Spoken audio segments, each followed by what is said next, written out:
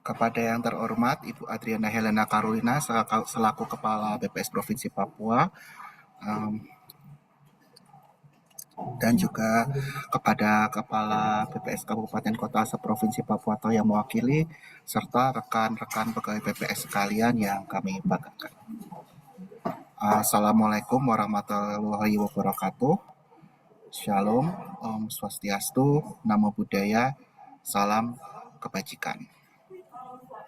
We do really appreciate for your coming to all of the participants in this meeting. Jadi kami sangat mengapresiasi kehadiran seluruh peserta pada pertemuan hari ini in our sharing knowledge about retrieval augmented generation, bagaimana tentang kita mengeksplorasi dokumen menggunakan AI atau artificial intelligence. AI ini umum ya, sudah sering kita gunakan. Mungkin teman-teman ada yang menggunakan ChatGPT atau mungkin dengan Canva teman-teman bisa mengenerate juga gambar-gambar untuk baik publikasi atau lain sebagainya. Tetapi kita akan mempelajari hal baru yang dipelajari oleh rekan kita, Abang Roni Purba, selama studi di Boston, bagaimana mengeksplorasi dokumen dengan AI gitu ya. Sebelum kita memulai acara pada siang hari ini, mohon maaf, kita akan berdoa bersama. Kita akan berdoa menurut agama dan kepercayaan kita masing-masing. Berdoa dipersilahkan.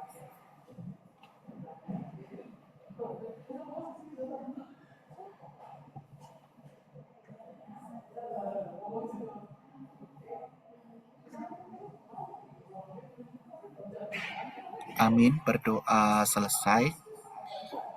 Nah, sebelum memulai acara, kita akan mendengarkan sambutan dari Ibu Adriana Helena Carolina selaku Kepala BPS Provinsi Papua.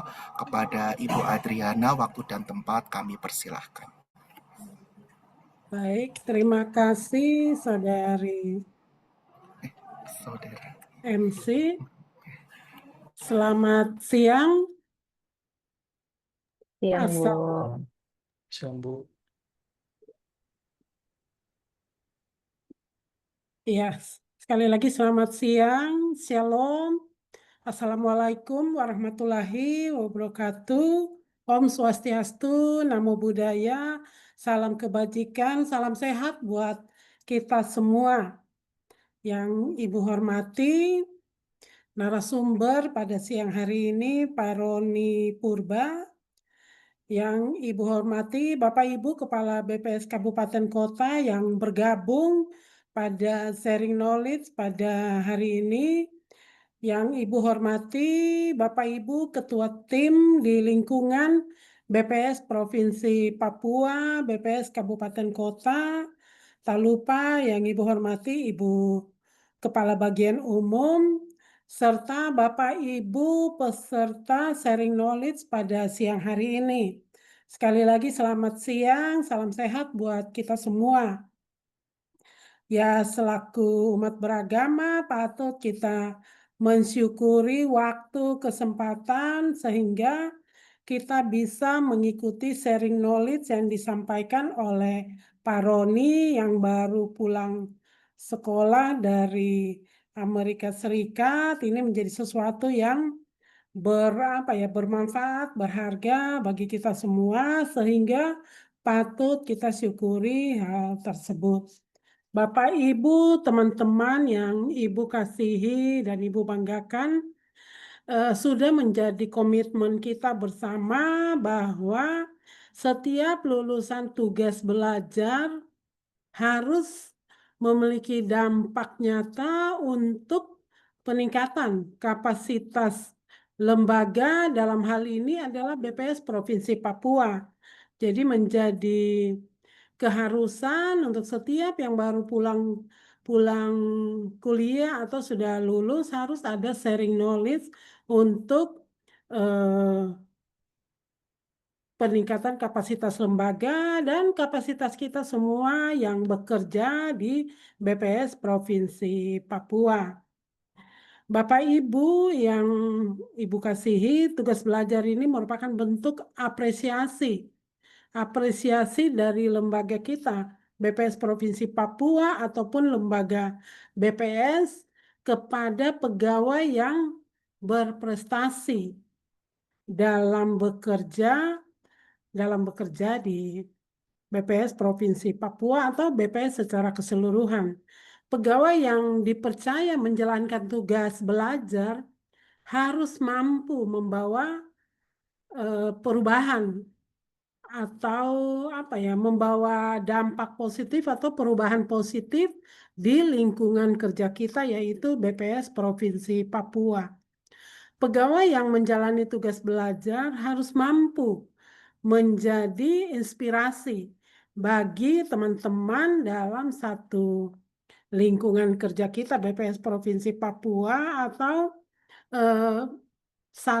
seluruh satker yang ada di tanah Papua. Jadi ini Ibu harap nanti setiap yang baru pulang sekolah itu harus menjadi role model, menjadi inspirasi lah buat teman-teman yang berada di kantor BPS Provinsi ataupun kabupaten kota se-tanah Papua. Paling tidak menunjukkan hal yang baik sehingga semua orang yang melihat, aduh saya juga kepingin sekolah seperti Roni, begitu biar jadi seperti Pak Roni atau bisa kuliah di Amerika seperti Pak Roni, itu merupakan inspirasi yang perlu ditunjukkan. Nah, setelah pulang kuliah harus ada pemanfaatan, harus ada pemanfaatan teknologi untuk peningkatan kualitas data BPS, karena kita tahu bersama yang kita junjung tinggi adalah hasil kerjaan kita, kualitas data yang kita kerjakan. Sangat menjadi penting untuk diperhatikan oleh kita semua, seluruh pegawai BPS, baik di provinsi maupun kabupaten kota. Setiap pegawai harus senantiasa meningkatkan kapasitas diri untuk paham dan bisa mengikuti perkembangan teknologi. Salah satunya yang akan disampaikan oleh Pak Roni yaitu pemanfaatan data sains atau tadi disebut oleh Pak Ari Sukadana artificial intelligence ya.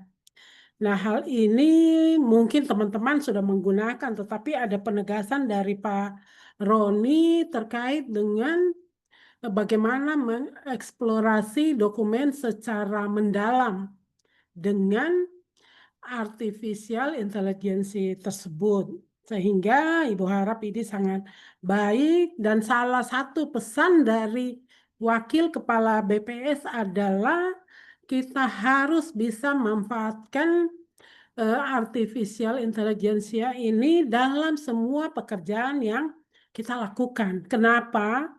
Karena masyarakat sudah bosan, kita datang terus wawancara, kita datang terus dengan kuesioner yang itu yang diulang-ulang, masyarakat jadi bosan, responden bosan, perusahaan-perusahaan juga bosan, sehingga kita harus ada punya cara atau inovasi baru untuk menghadapi kebosanan dari responden, kebosanan dari masyarakat untuk menerima kita yang terus datang. Ya memang kebosanan ini bukan terjadi di Indonesia atau terjadi di Papua. Ini sudah terjadi di semua negara yang melakukan pendataan, dan ini sudah didiskusikan atau dibahas oleh semua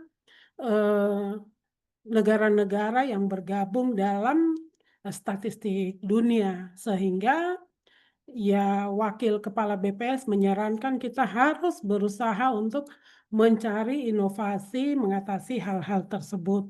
Dengan salah satu yang disarankan oleh Wakil Kepala BPS adalah menggunakan artificial intelligence. Dan kebetulan hari ini ada sharing knowledge dari Pak Roni, ini menjadi sangat penting sekali untuk menjaga kualitas data tersebut. Topik penelitian Pak Roni Purba yaitu melakukan eksplorasi dokumen dengan artificial intelligence merupakan inovasi yang sangat berguna bagi peningkatan kualitas data statistik yang kita hasilkan. Kita tahu kondisi SDM kita, kondisi mitra kita, sehingga hal ini menjadi penting. Ibu perlu sampaikan ke Bapak Ibu sekalian, karena kebetulan Ibu pulang pengawasan dari Nabire, mengawasi petugas lapangan Supas. Dan yang Ibu dapat dari pengawasan lapangan, eh, mitra karena sudah terlalu lama bergabung dengan kita sehingga sudah merasa biasa saja dengan kuesioner yang kita gunakan. Karena mitra ini bukan mitra baru, mitra sudah bertahun-tahun dengan kita. Sehingga dia sudah tidak mengikuti pertanyaan yang ada di kuesioner. Dia akan membuat pertanyaannya sendiri yang di luar kalau diartikan oleh responden menjadi berbeda dengan apa yang diharapkan oleh kita. Sehingga Ibu harap dengan materi hari ini dari Pak Roni ini bisa mengatasi hal-hal tersebut. Kebosanan dari mitra kita, kebosanan dari responden, terlalu lamanya mitra bersama-sama kita sehingga SOP-SOP tahapan kuesioner sudah tidak diikuti karena dia sudah merasa biasa bahwa tidak perlu ini pasti dijawab. Nah, hal-hal ini yang menyebabkan beberapa kualitas data kita tidak sesuai dengan kualitas data yang diharapkan sehingga pada siang hari ini dengan sharing knowledge ini Ibu harap menjadi sesuatu yang bisa mengatasi kualitas data kita semua. Untuk pegawai yang berminat untuk menjalankan tugas belajar agar mampu mengatasi permasalahan teknis yang kita hadapi di Satker baik kabupaten maupun di provinsi, di masing-masing Satker ataupun di masing-masing tempat. Jadi membuat suatu inovasi terkait dengan kendala yang dihadapi di masing-masing tempat di mana dia bertugas. Tetapi perlu Ibu sampaikan ke teman-teman sekalian, ke depannya nanti setelah pulang sekolah, pulang kuliah, tidak akan kembali ke tempat tugas, akan magang di BPS Pusat selama 3 sampai 6 bulan, tergantung dari nanti peraturan kepala badan terkait dengan setelah pendidikan atau setelah sekolah harus magang dulu di BPS Pusat. Karena S1 saja magang dulu, S2, S3 juga harus magang di pusat dulu sebelum nanti dikembalikan ke tempat tugas atau ditempatkan di tempat tugas yang baru, tergantung dengan kebutuhan organisasi sehingga kita menunggu perban yang dibuat, yang lagi disusun, sehingga semua yang selesai pendidikan tidak langsung kembali ke tempat tugas, tetapi akan magang di BPS Pusat dan menunggu ditempatkan kemana. Jadi tidak akan kembali ke tempat tugas semula, tetapi tim SDM Pusat akan menugaskan ke wilayah atau provinsi atau kemana tempat tugas yang baru. Jadi sejak mengajukan sekolah, itu sudah bukan milik BPS Provinsi Papua lagi. Itu sudah milik BPS Pusat dan kembali akan berada di BPS Pusat dan akan ditempatkan sesuai dengan kebutuhan organisasi yang ada. Ini perlu Ibu sampaikan sehingga jangan nanti ujuk-ujuk perbannya atau peraturannya sudah siap, merasa bahwa belum terinfokan terkait hal tersebut. Itu sedangkan untuk pegawai lain yang tidak berencana kuliah atau pegawai lain yang pegawai lainnya Ibu harap senantiasa meningkatkan kapasitas diri bisa dengan mengikuti berbagai sharing knowledge ataupun berdiskusi dengan teman-teman yang lebih memahami hal tersebut. Bisa juga minta coaching kepada rekan-rekan BPS yang dirasa lebih ahli dalam bidang tersebut, sehingga baik bisa saja coachingnya dengan teman-teman di provinsi ataupun dengan teman-teman di kabupaten yang lebih ahli di bidangnya tersebut. Sekali lagi selamat kepada saudara Roni Purba yang sudah menyelesaikan kuliahnya di Universitas Boston, Amerika Serikat. Semoga bisa menjadi inspirasi bagi teman-teman yang lain sehingga bisa ikut juga kuliah ke Amerika Serikat. Sekali lagi terima kasih, selamat berdiskusi atau mendengar sharing knowledge dari Pak Roni pada siang hari ini. Baik, terima kasih. Selamat siang. Waktu Ibu kembalikan ke Pak Aris Sukadana. Terima kasih.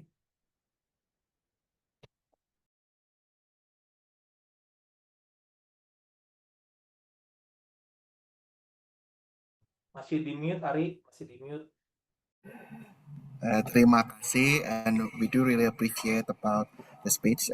Jadi sangat mengapresiasi ya Ibu, bagaimana kita harus tetap berkontribusi gitu ya Bu terhadap instansi, terutama kami ini kayak Mas Roni, Kak Dia gitu ya yang sudah lulus gitu ya, Pak Dedi juga gitu ya, Pak Aris supaya Sukadana juga. iya betul ya.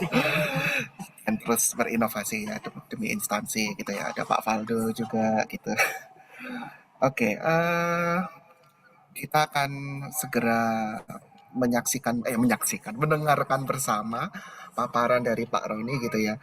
Nah, untuk AI ini kan mungkin sudah sering kita pakai ya gitu. Bahkan dulu mungkin pertama kali punya HP gitu kan, tanya Siri gimana kabar hari ini, cuaca hari ini kira-kira apa, bisa diajak bermain kah, bisa diajak curhat kah, atau biasa bertanya apa gitu tentang AI gitu kan ya, atau mungkin ada pekerjaan gitu minta bantu kira-kira ini bacaannya tentang apa untuk membantu mengerti gitu. Tetapi di sini kita akan belajar bagaimana sih AI itu juga bisa membantu dalam ini ya, dokumen-dokumen dalam pekerjaan ya Pak Roni ya. Ya, benar sekali, Mas Ari. Oh iya, begitu. Oleh karena itu, Pak Roni, saya persilahkan. Mungkin setelah Pak Roni selesai paparan akan ada sesi tanya jawab. Jadi silahkan Pak Roni, waktu dan tempatnya. Oke, baik. Terima kasih, Ari. Mas Ari, ya, terima kasih Bu Ya, Ari sudah membuka acara ini.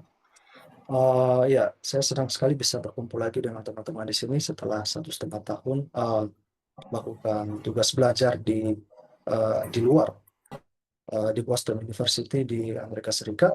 Dan pada siang hari ini saya melakukan sharing knowledge sebagai salah satu syarat untuk mengaktifkan kembali uh, sebagai pegawai seperti itu. Jadi teman-teman nanti yang kalau nanti setelah melakukan TB, betul kata Bu Atri, ini adalah salah satu syarat untuk Anda bisa kembali bekerja. Oke, sebelum saya mulai, apakah suara saya sudah terdengar lancar? Maksudnya jelas?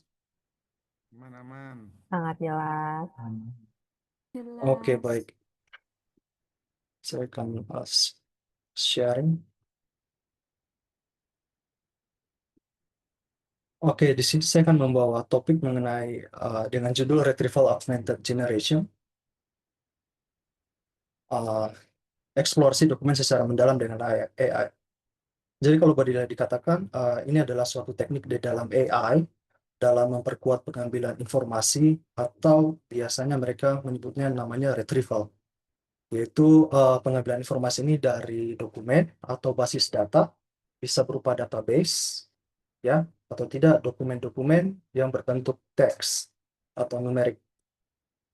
Kemudian teknik ini diiringi atau diimbangi dengan kemampuan generatif dari model bahasa besar atau yang biasa kita katakan LLM. Kalau teman-teman biasa mendengar singkatan ini namanya adalah model bahasa besar atau large language model. Sehingga diharapkan nanti melalui teknik ini kita bisa mendapatkan informasi yang akurat dari database ataupun dokumen-dokumen yang ada pada kita. Baik, ini adalah beberapa topik yang akan saya bawakan di dalam diskusi ini. Yang pertama adalah landscape dari AI, Kemudian nanti kita akan masuk ke dalam kenapa kita memilih Retrieval Augmented Generation, dan kemudian aplikasinya yang akan saya terapkan kepada KBLI 2020, yaitu pemilihan kode klasifikasi lapangan usaha baku hingga 5 digit. Oke, kita masuk saja ke AI landscape atau landscape dari AI itu sendiri. Jadi kalau teman-teman, AI ini sebenarnya konsepnya ini luas ya, bukan hanya seperti ChatGPT, terus kita bilang itu AI atau dan seterusnya. Sebenarnya artificial intelligence ini adalah ambisi atau sistem yang dibuat oleh manusia untuk membuat mesin itu meniru kecerdasan buatan seperti kita. Misalnya dalam hal berpikir, belajar, membuat keputusan, dan juga problem solving. AI sendiri itu sudah lama teman-teman. Jadi kalau misalnya kan kalau kayak ChatGPT itu mulai booming itu sekitar tahun 2020-an ya. Nah, ternyata itu AI itu sebenarnya sudah lama sudah lama muncul, yaitu sekitar tahun 1950 di mana Alan Turing menciptakan namanya adalah Turing Machine seperti ini. Kemudian di bawahnya atau subset daripada artificial intelligence itu adalah ada namanya machine learning. Ini adalah kumpulan-kumpulan algoritma di mana kalau boleh dikatakan di dalam bahasa Indonesia, machine learning adalah pembelajaran mesin. Jadi bagaimana kita membuat mesin itu belajar dari data seperti itu. Nah, di dalam machine learning ini terdapat berbagai macam algoritma seperti decision tree, ada namanya logistic regression, kemudian dan seterusnya. Dan kemudian akan dibagi lagi menjadi ada namanya supervised machine learning, kemudian ada unsupervised. Contoh dari machine learning ini sebenarnya kalau di perbankan misalnya, apakah seseorang itu sudah atau sudah cocok atau bilangnya bagaimana ya? Apakah seseorang itu bisa dikasih KPR atau tidak? Seperti itu. Ketika kita bisa melihat atribut dari personal yang bersangkutan seperti umur, jenis kelamin, pekerjaan, status pernikahan dan seterusnya. Nah, dari data-data yang mereka kumpulkan sebenarnya kayak misalnya di bank itu, ketika mereka melihat dari atribut-atribut seseorang tersebut, mana ini yang gagal bayar biasanya, artinya kredit macet dan seterusnya. Nah, dari atribut-atribut itu mereka bisa menggunakan probabilitas untuk misalnya nanti ketika ada kreditur baru atau orang yang ingin mengapply KPR atau KPR, apakah mereka akan memberikan izin atau tidak seperti itu. Itu mungkin ada salah satu contoh bagaimana penggunaan sebenarnya di dunia nyata. Kemudian subset berikutnya dari machine learning adalah deep learning. Nah, deep learning ini sebenarnya adalah machine learning, cuma dia menggunakan neural network yang terdiri dari berbagai macam lapisan seperti itu. Jadi ini kalau bisa dibilang ini advance daripada machine learning sendiri. Nanti kita akan bahas lebih lanjut. Kemudian subset berikutnya daripada deep learning adalah large language model atau model bahasa besar yang tadi saya sebutkan. Ini adalah jenis dari deep neural network di mana dia akan mengenerate atau mimik atau meniru kecerdasan manusia tetapi di dalam bentuk misalnya bahasa atau teks. Kemudian nanti ada juga namanya generative AI, yaitu adalah subset dari large language model dan deep learning. Bagaimana model AI ini bisa mengenerate misalnya multimedia seperti teks, suara, kemudian video, dan seterusnya. Oke, sekarang kita akan masuk ke dalam neural networks. Ya, seperti yang saya sampaikan bahwa deep learning adalah machine learning dengan menggunakan neural networks. Jadi kalau teman-teman tahu ChatGPT, kemudian Cloud, kemudian Llama, nah mereka itu menggunakan neural network sebagai modelnya mereka. Jadi sebenarnya neural network ini terinspirasi dari otonomi tubuh manusia, yaitu neuron di dalam otak kita. Jadi bisa kita lihat di sini, gambarnya adalah nukleus, di mana nukleus ini terdiri dari dendrites dan juga akson. Jadi antar nukleus ini saling berhubungan, teman-teman. Jadi sinyal dari satu nukleus dengan ke nukleus lain itu dihubungkan melalui akson. Jadi ketika ada sinyal dari nukleus lain masuk diproses oleh nukleus, kemudian sinyal tersebut akan disampaikan lagi ke nukleus lain melalui ada yang namanya akson. Nah, inilah cara kerja yang ingin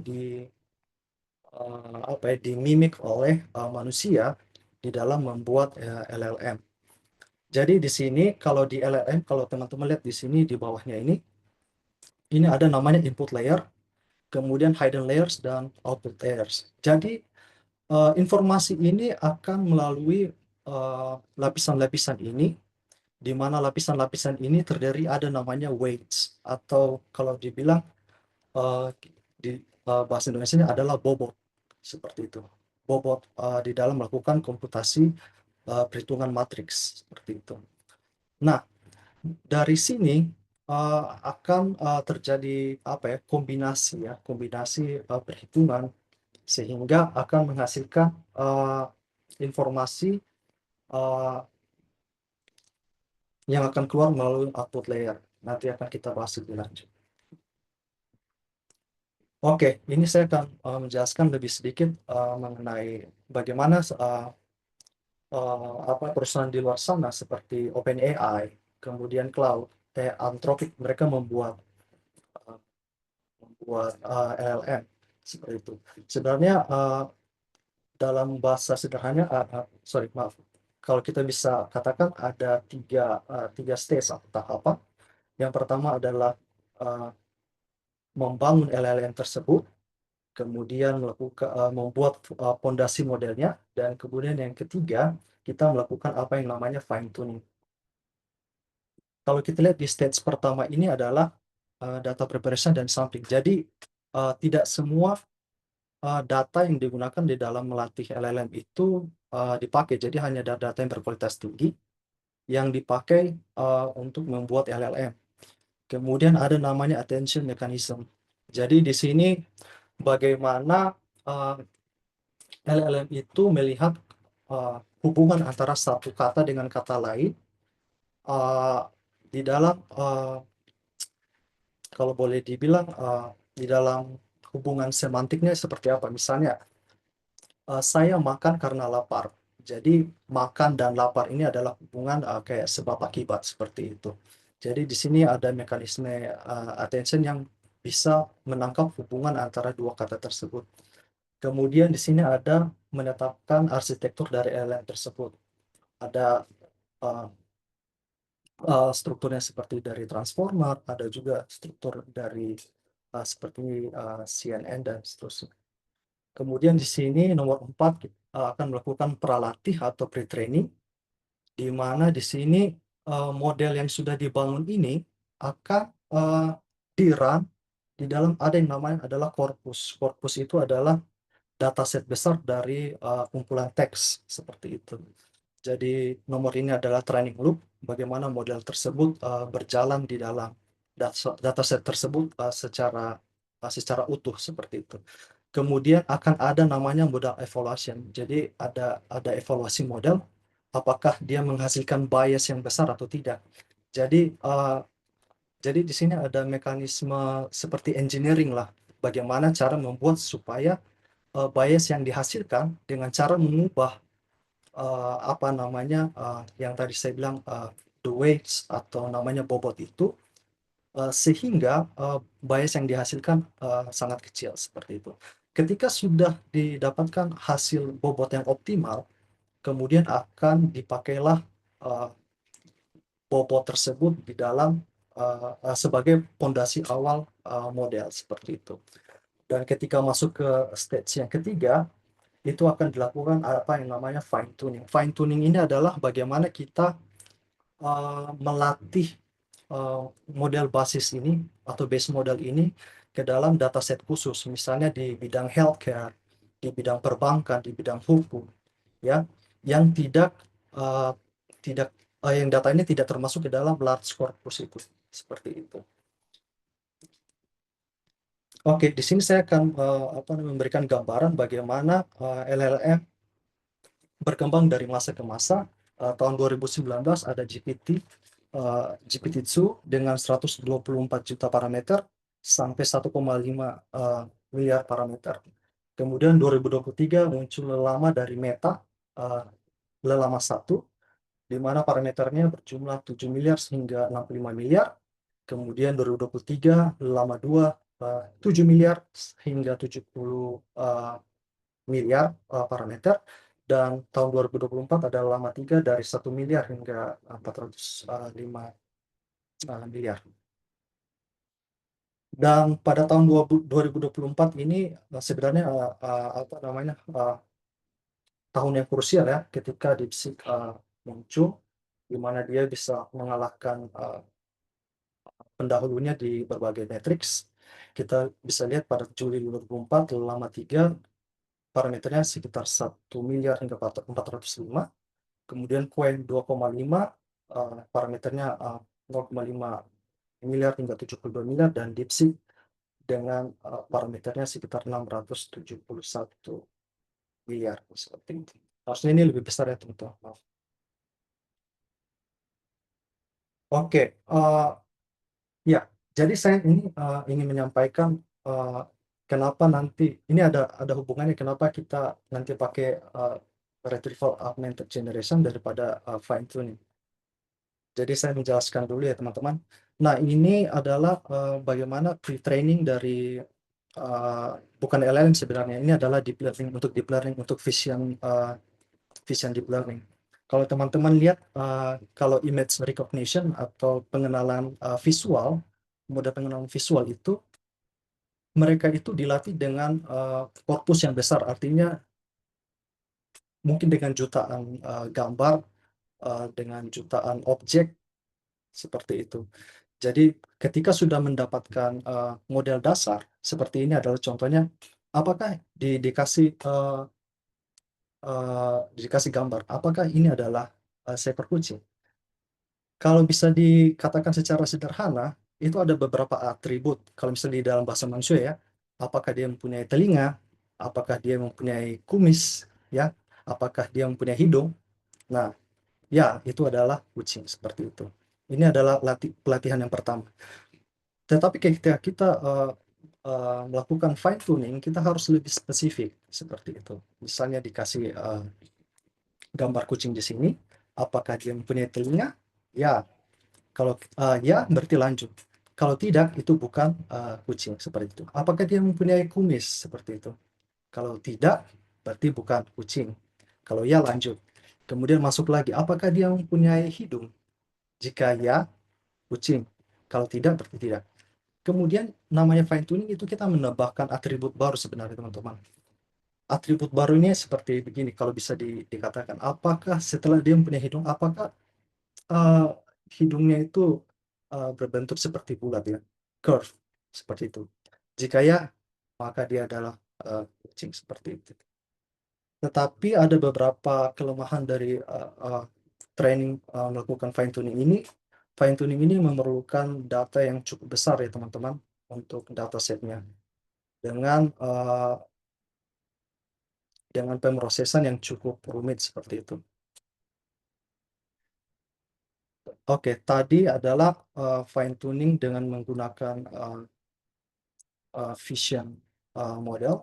Sekarang kita masuk ke dalam fine tuning menggunakan LLM.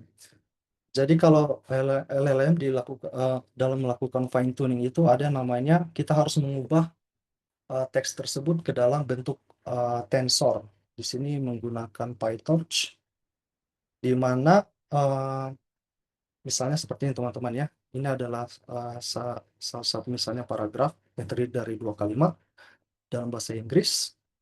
Nah, kita akan misalnya ini datasetnya di bidang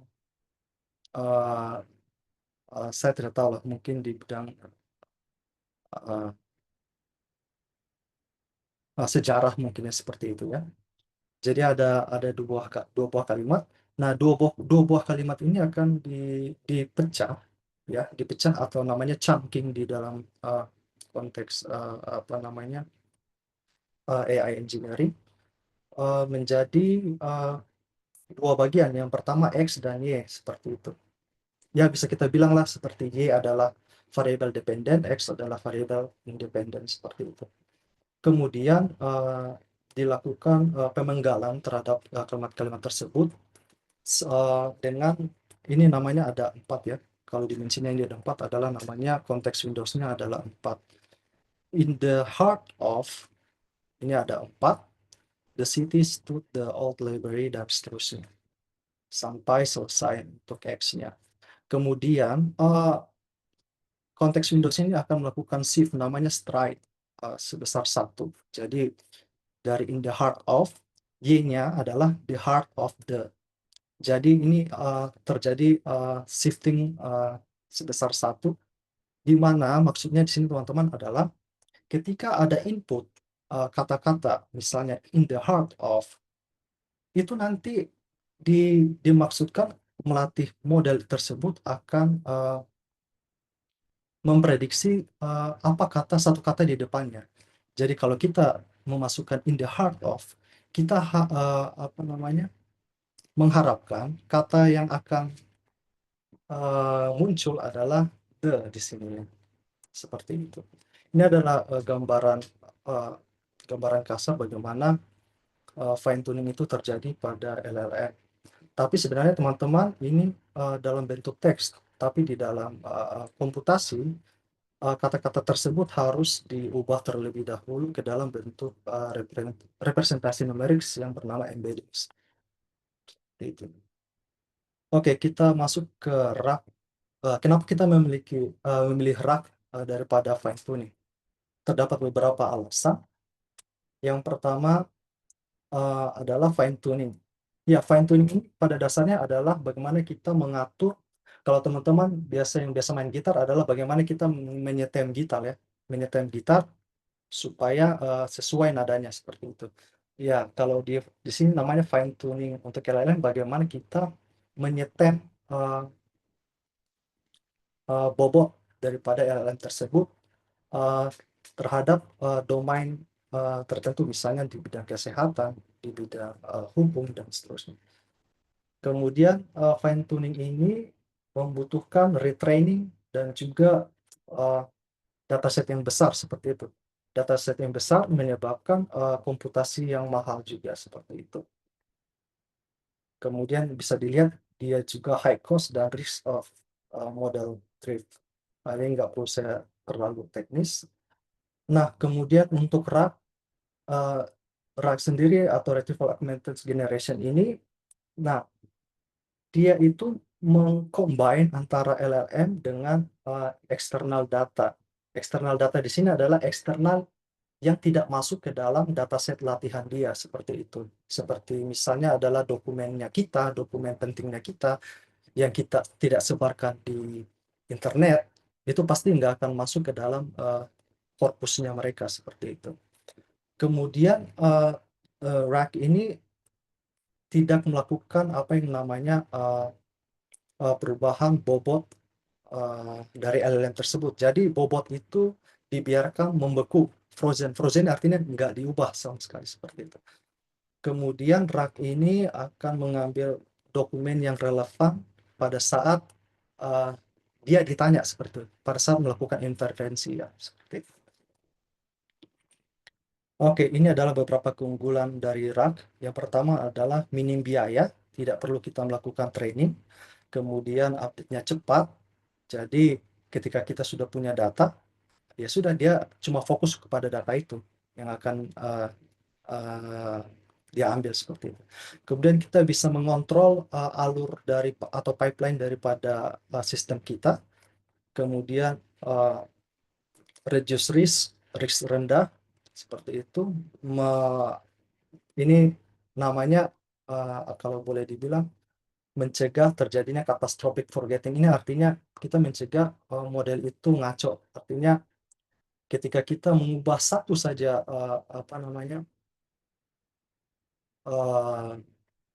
the wax atau tidak bobot itu pasti akan mengacaukan seluruh sistem di dalam LLM tersebut. Jadi ini sama sekali tidak akan menyentuh uh, wax atau wax. Kemudian easier to scale across domains. Jadi sistem ini kita bisa bangun scale up ketika kita mempunyai dokumen yang sudah cukup banyak seperti itu. Nah, ini adalah kelemahan dari RAG. Ya, RAG ini dia lambat ya teman-teman, karena dia harus melakukan beberapa inferensia, yaitu yang pertama dia mengambil dokumen yang relevan. Kalau misalnya korpus kita atau vektor database kita itu kecil, itu cepat aja, nggak akan terasa, mungkin sekitar beberapa milisecond. Tetapi kalau misalnya korpus kita itu sudah banyak atau bergiga-giga, walaupun kita menggunakan indexing, itu akan tetap memakan waktu. Kemudian augment the prompt with those docs. Jadi ketika kita melakukan augmentasi ke dalam prompt kita, sudah pasti konteks atau tokens yang akan kita pakai di dalam input kita itu akan semakin besar, sehingga komputasinya juga akan semakin besar. Ini akan berpengaruh juga kepada waktu ya, seperti itu, waktu untuk memprosesnya. Nah, kemudian generate the answer using the LLM. Jadi kita mengenerate jawaban kita menggunakan LLM ini. LLM ini karena yang akan kita pakai ini adalah LLM yang lokal, artinya kita nggak akan menggunakan online LLM seperti misalnya yang kita biasa pakai di laptop ketika sudah terhubung di internet. Nah, itu cepat karena mereka mempunyai GPU yang bagus. Tetapi ketika kita menggunakan lokal LLM, misalnya kita menjalankan LLM di komputer kita, itu akan memakan waktu dan tenaga karena kita nggak punya GPU yang secanggih yang punya misalnya OpenAI atau misalnya penyedia lainnya seperti itu. Nah, ini kapan RAG ini adalah pilihan yang baik. Nah, jadi teman-teman, kalau teman-teman tahu bahwa LLM itu tidak setiap hari atau misalnya setiap waktu diupdate. Jadi rata-rata itu LLM itu akan keluar misalnya 1 atau 2 tahun sekali, seperti misalnya Llama atau GPT seperti itu. Jadi pengetahuan dari LLM itu tidak up to date seperti itu. Nah, disinilah RAG ini bermain. Jadi ketika kita punya informasi dalam bentuk dokumen dan kita ingin LLM untuk melakukan inferensia kepada dokumen kita bisa menggunakan sistem ini seperti itu. Kemudian ketika kita bekerja dengan data yang sensitif atau data yang misalnya tidak bisa kita kasih ke sembarang orang. Jadi kita ingin data kita itu hanya ada di kita, tidak perlu kita sampaikan, kita kasih ke misalnya OpenAI untuk memakai misalnya ChatGPT-nya untuk melakukan inferensia kepada data kita. Jadi ada teman juga yang dari yang sama-sama kuliah, saya nggak usah sebutkan dari mana, dia adalah ahli digital forensik, di mana dia bekerja dengan jadi misalnya kayak ada satu terdakwa jadi mereka menyita misalnya komputer, laptop atau apa, mereka akan menarik data misalnya bentuk audio, video, kemudian teks seperti itu. Nah, mereka butuh sekarang mereka mengembangkan kayaknya RAG juga seperti ini. Bagaimana mereka bisa bekerja dengan LLM untuk mendapatkan misalnya informasi di dalam source tersebut, seperti misalnya SMS, email, kemudian video, dan seterusnya. Kemudian hal berikutnya adalah kita ingin alur atau pipeline kita itu traceable dan outputnya juga itu verify kayak gitu. Jadi kita sebagai orang yang membangun rak itu dari awal, pasti akan lebih confidence ketika kita mengerti alurnya dan kita mengerti apa namanya, bahwa output yang dihasilkan itu terpercaya seperti itu. Kemudian limited compute or budget constraint, kita tidak perlu mengeluarkan biaya besar. Kemudian rapid deployment and iteration needed. Jadi kapan saja kita bisa melakukan deployment ketika kita mau. Oke, di sini adalah biaya yang dipakai, yang dikeluarkan dalam melakukan pre-training dari GPT-3, yaitu maaf, ini bukan biaya, tetapi dataset yang dipakai. Ini sebagai gambaran saja teman-teman. Ada beberapa dataset yang dipakai oleh GPT-3 di dalam melakukan pre-trainingnya. Yang pertama adalah common crawl. Jadi ini crawling dari internet. Itu number of tokens. Kalau dibilang satu tokens itu setara dengan satu kata seperti itu. Jadi kalau misalnya di sini 410 miliar tokens, itu artinya 410 miliar kata di dataset tersebut. Ketika saya coba mencari itu seberapa banyak sih 410 miliar tokens itu sekitar 4 juta buku teman-teman. Seperti itu. Kemudian ada namanya web text tuh. Ini juga adalah hasil crawling dari internet. Itu sekitar 19 miliar. Kemudian ada nama book1. Ini adalah internet based book corpus. Jadi kalau bisa dibilang ini seperti jurnal dan seterusnya, itu sekitar 12 miliar tokens atau sekitar 100.000 buku atau jurnal kayak gitu. Kemudian ada Books2 sama juga internet based book corpus sekitar 55 miliar, dan dari Wikipedia juga. Ini adalah salah satu sumber dengan kualitas teks ya teman-teman, sekitar 3 miliar seperti itu. Ini adalah training cost, jadi saya nggak perlu menjelaskan, tetapi kalau boleh dijelaskan untuk DeepSeek versi ketiga ini menelan biaya hingga 91 miliar seperti itu. Jadi memang teman-teman, ketika kita ingin melakukan Indonesia ingin membuat LLM baru atau apa, sepertinya harus mengeluarkan dana yang cukup besar.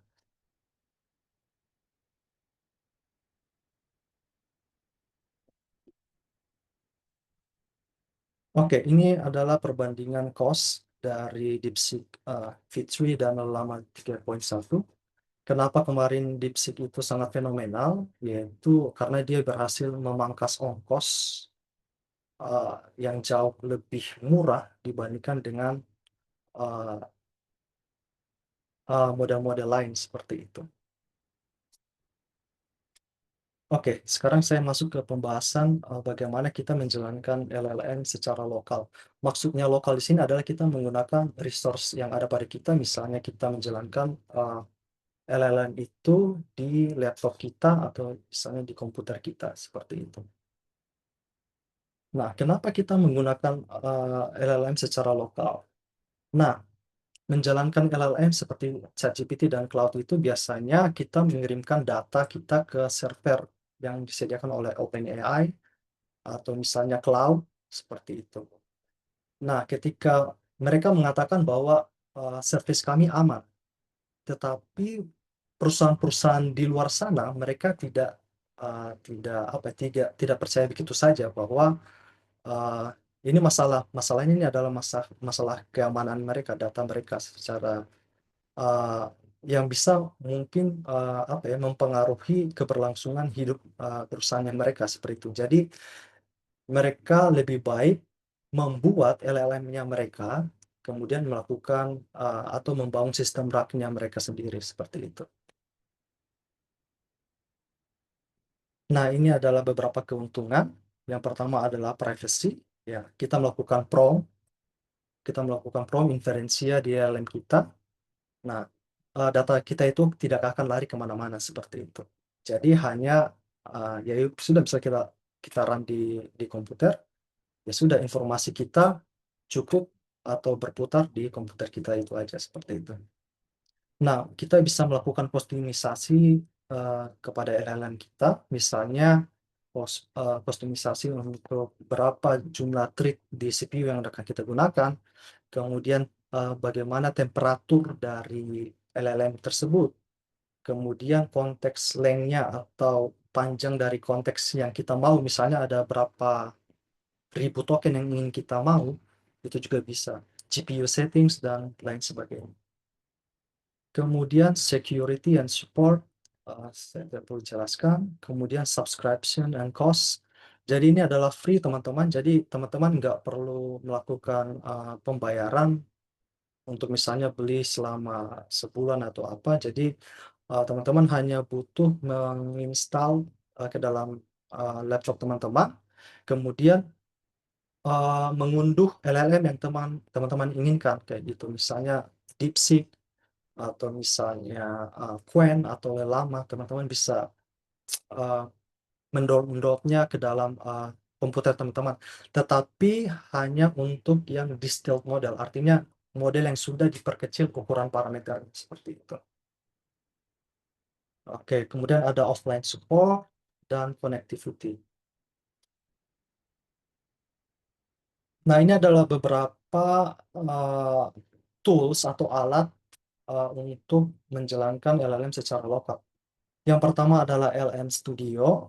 Nah, di sini dia menyediakan ada namanya curl dan Python client request. Jadi kita bisa menggunakan LM Studio ini untuk bekerja secara eksternal dengan aplikasi yang akan kita bangun seperti itu. Jadi di sini saya akan menggunakan LM Studio untuk membangun rak saya seperti itu.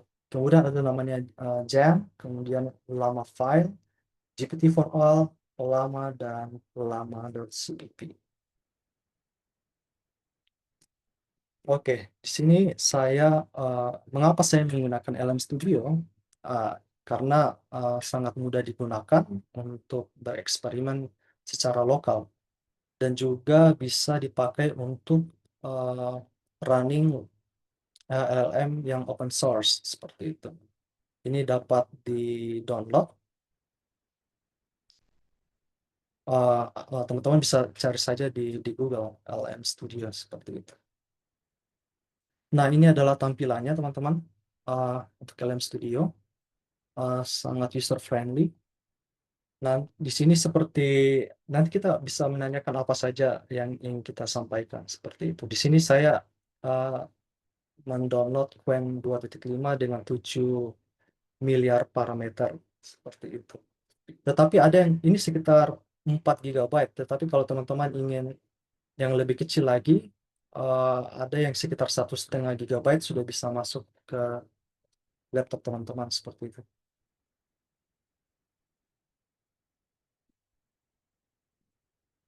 Oke, kita masuk ke dalam vector embeddings. Kenapa saya membahas ini? Karena ini adalah hal yang sangat krusial di dalam membangun sebuah LLM seperti itu. Jadi, ya, vector embeddings are one of the most fascinating and useful concept in machine learning. They are central. Jadi ini adalah pusat dari berbagai macam NLP atau LLM, kemudian recommendation dan algoritma pencarian seperti itu. Kenapa vector embeddings? Karena teman-teman komputer atau machine learning atau bila bilang ya komputer lah, dia tidak bisa memproses teks. Jadi segala macam komputasi itu di dalam representasinya adalah numerik seperti itu. Jadi angka seperti itu. Jadi perhitungan seperti itu. Jadi teks itu harus semuanya itu harus diubah menjadi representasinya secara numerik seperti itu. Jadi objek seperti huruf, engrams itu adalah kumpulan dari beberapa huruf, kemudian kalimat, paragraf, ataupun dokumen lengkap dalam bentuk teks dapat di-reduce atau dapat dibilangnya, dikompres ya ke dalam bentuk vektor dan kemudian dapat dilakukan berbagai macam operasi dengan mereka. Misalnya seperti ini. Objek satu adalah misalnya kata, objek kedua adalah paragraf, objek ketiga adalah dokumen. Ketiga objek ini dapat direpresentasikan ke dalam namanya vector embeddings. Dan ketiga vektor embeddings ini dimensinya adalah sama seperti itu. Jadi mau dia besar, kecil, teks yang panjang seperti itu dapat dikompres ke dalam bentuk representasinya secara numerik dengan dimensi yang sama seperti itu. Nah, kita bisa lihat di sini ada contohnya, sepertinya misalnya a sad boy is walking, kemudian ada a little boy is walking. Nah, di sini kalau kita lihat teman-teman, keempat huruf ini ada Emil is walking ini cenderung berada di dalam klaster yang sama, artinya mereka dekat.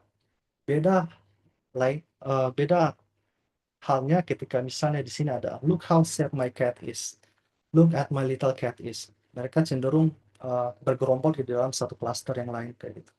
Sama juga ke dalam misalnya a dog is walking past in the field dan there's a dog running past the field. Nah, ini mereka cenderung jadi objek yang sama itu secara semantik cenderung berkumpul di klaster yang sama seperti itu. Jadi ketika kita berbicara tentang apakah suatu kalimat dengan kalimat yang lain atau kata dengan kata lain itu secara semantik itu sama, yang pertama kita bisa lihat adalah mereka cenderung mempunyai semantik similarity yang tinggi. Artinya mereka itu berada di klaster yang dekat seperti itu. Kemudian konsep ini dapat dikuantifikasi dengan bagaimana mereka secara dekat. Kemudian arah vektornya juga itu bisa menjelaskan seberapa dekat kata, konteks atau kalimat itu berhubungan seperti itu. Oke, di sini saya akan menjelaskan mengenai similarity dan dissimilarity, kemiripan dan ketidakmiripan. Jadi teman-teman yang sudah saya sampaikan bahwa kita tidak bisa memaksa komputer untuk melakukan perhitungan dengan menggunakan teks. Jadi semuanya itu harus diubah ke dalam representasi numerik.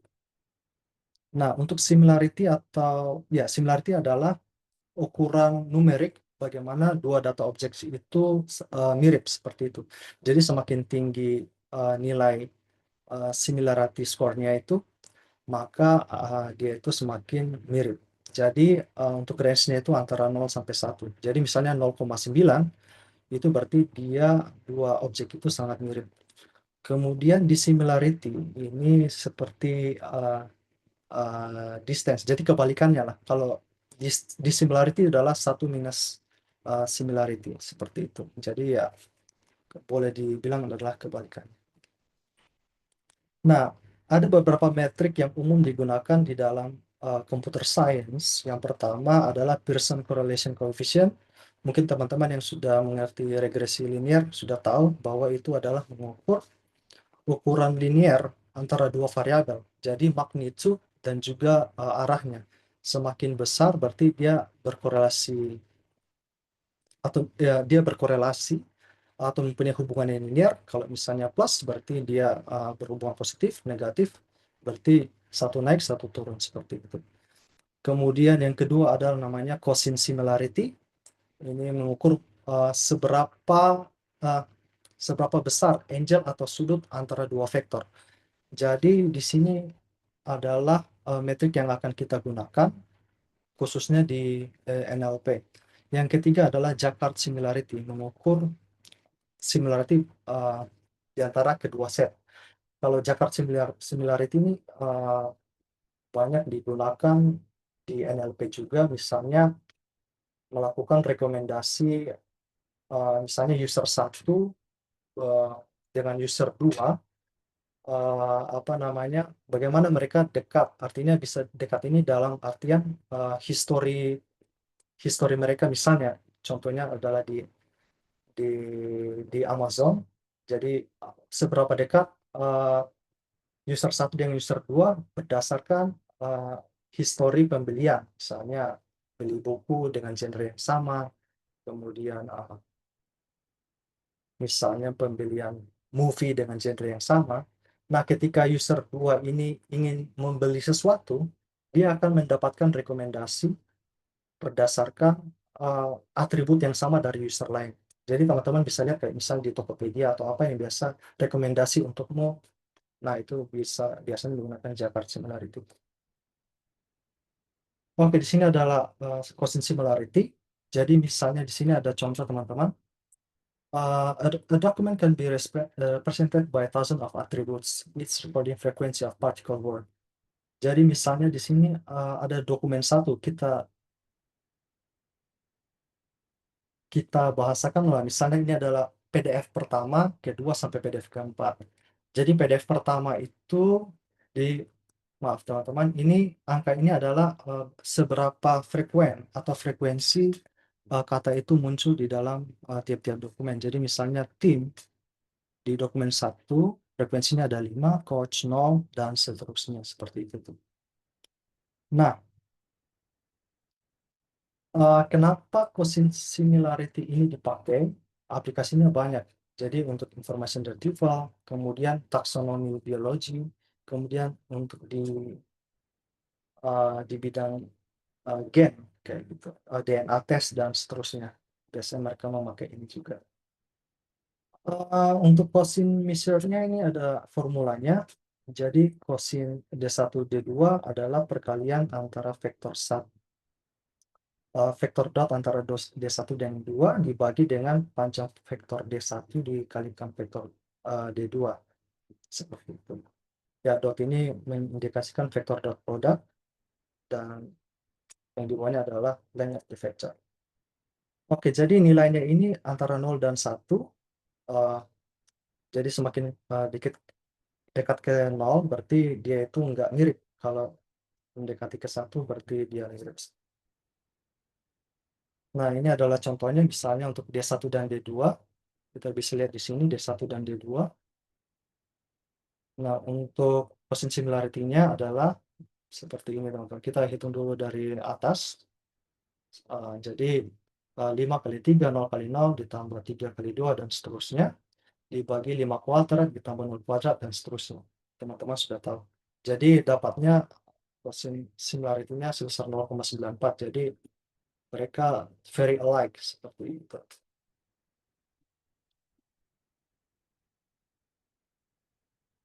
Oke, jadi untuk quotient similarity di Python kita nggak perlu sampai menjabarkan secara eksplisit, tetapi sudah ada package-nya untuk melakukan perhitungan. Jadi kita tinggal memanggil aja scalar, kemudian kita import quotient similarity.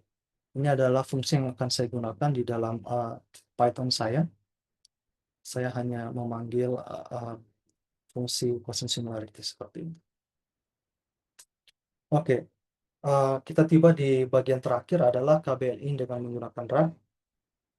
Di sini saya coba membangun bagaimana cara kita memilih kode KBLI 5 digit secara kalau boleh bilang secara berbeda dari metode yang biasa kita gunakan. Artinya ketika kita mencari kode KBLI 5 digit, kita biasanya hanya mencari misalnya tempe kayak gitu. Kita cari tempe. Nanti di situ ada berbagai hasil ya, seperti misalnya adalah muncul di dalam 10 pencarian dan seterusnya. Nah, kenapa saya menggunakan RAG di KBLI 2020 ini? Sebenarnya ingin mencari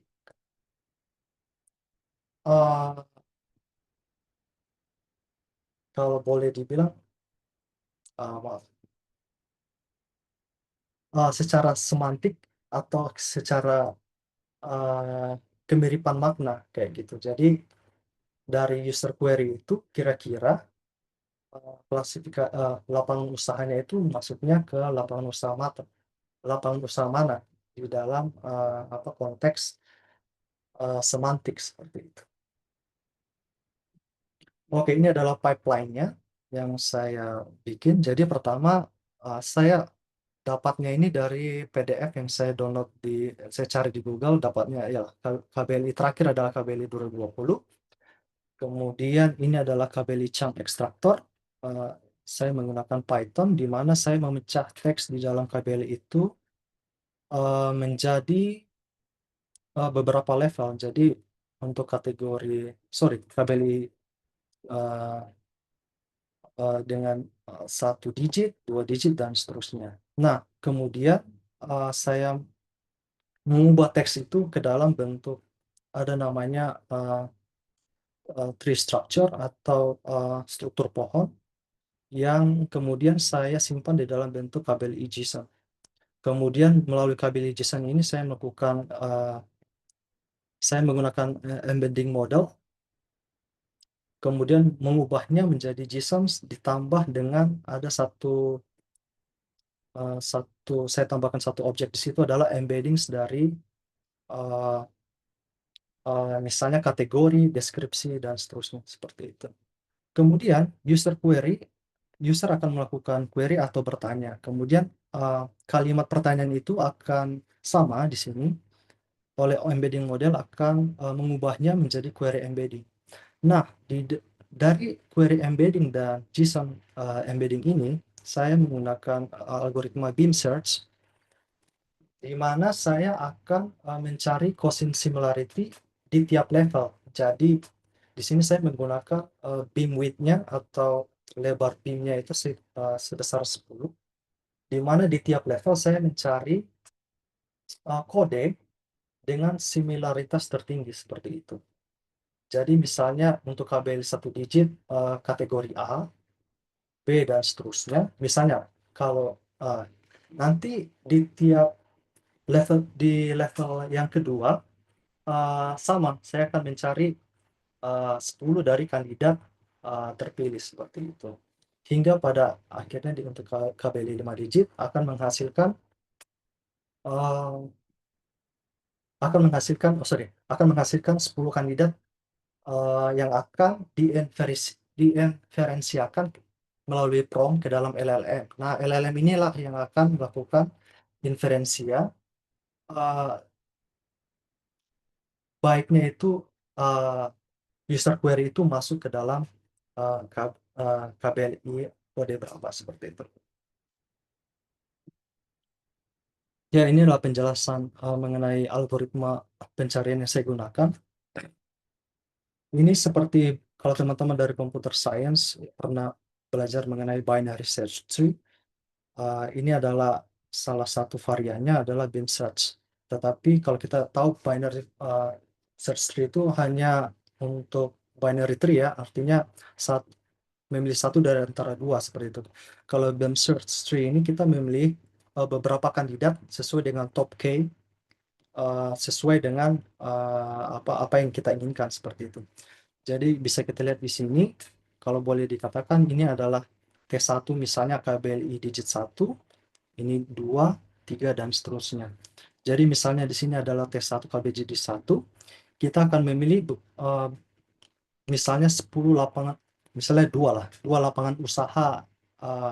Jadi misalnya nilai quotient similarity-nya di sini tertinggi, epsilon dan A, kita akan menarik kandidatnya, ada namanya di situ children.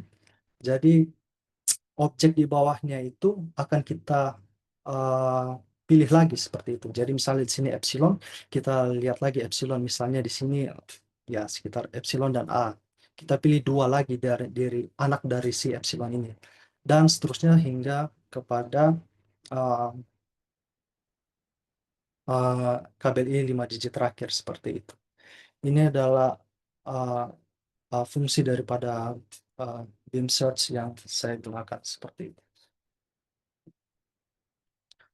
Oke, ini saya menjelaskan struktur dari KBLI yang saya bikin, yaitu pertama, untuk level pertamanya itu ada hampir sama untuk strukturnya, yaitu kode, judul, teks, dan parents. Seperti itu, kode menyatakan kode, judul, detailnya itu adalah ya detail mengenai lapangan usaha tersebut. Misalnya untuk pertanian, kehutanan, dan perikanan, detailnya itu seperti ini. Untuk teks ini sebenarnya saya menggabungkan antara kode, judul, dan detail seperti itu. Nanti dari teks ini saya menggunakan embeddings model supaya menghasilkan namanya vector embeddings. Bisa teman-teman lihat di sini. Ini saya menggunakan multilingual F5 base dengan ukuran dimensi 1 kali 768. Jadi dimensinya sangat tinggi. Saya rasa cukup baiklah untuk melakukan inferensial seperti itu.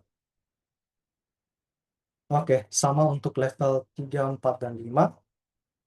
Seperti itu. Jadi hingga pada kode kelima nanti, kodenya misalnya 01111, judulnya pertanian jagung, sama detail. Kemudian saya melakukan embeddings dari gabungan antara kode, judul, dan detail.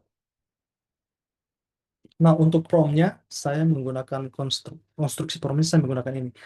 Jadi saya menyuruh LLM itu untuk menentukan KBLI yang paling tepat berdasarkan uraian pengguna.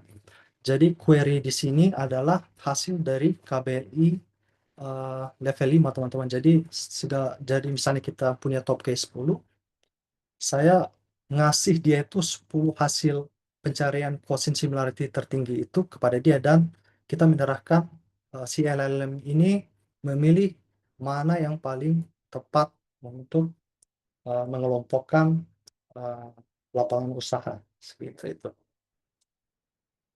Nah, kita bisa menyuruh LLM untuk mengikuti apa yang kita mau, misalnya pilih kode KBLI yang terdiri tepat 5 digit angka seperti itu. Jangan gunakan kode yang hanya 4 digit atau kurang. Kemudian kembalikan hasil berupa. Kembalikan ini dalam bahasa Inggrisnya adalah return. Ini adalah istilah yang hampir sama lah supaya dimengerti oleh LLM seperti itu. Jadi kembalikan hasil berupa kode KBLI, judul, deskripsi. Jika tidak ada yang cocok, nggak usah maksa kayak gitu. Bilang aja tidak ditemukan KBLI yang sesuai. Kemudian ketika cocok, berikan penjelasan mengapa kode tersebut dipilih. Oh, maksud saya ketika cocok atau tidak cocok, kenapa harus ada penjelasan seperti itu.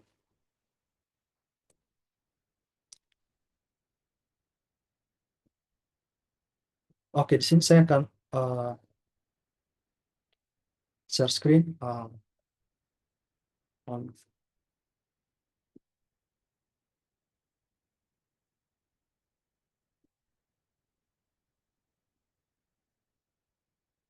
Oke, sambil saya mempersiapkan, mungkin ada yang ingin bertanya? Atau nanti saya...